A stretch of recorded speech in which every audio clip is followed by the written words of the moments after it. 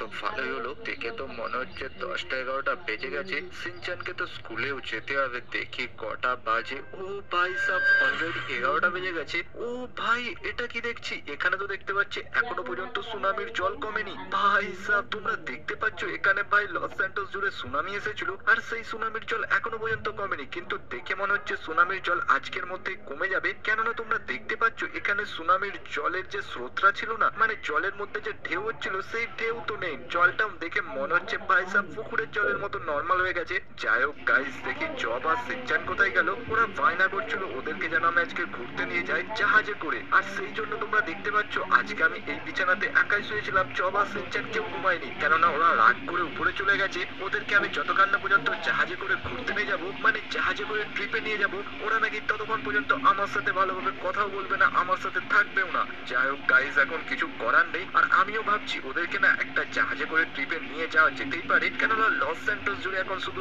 জল আর জল। আর এই সময় যদি আমরা লস স্যান্টোসটা পুরোপুরি জাহাজে করে করতে পারি, মজা এসে যাবে। যাই হোক, দেখি জব আর সিনচান কোথায়। আরে জব, সিনচান, তোরা কোথায়? কোথায় দেখতে তো পাচ্ছি না এদেরকে, তো ভাই সাব দেখতে পাচ্ছি না।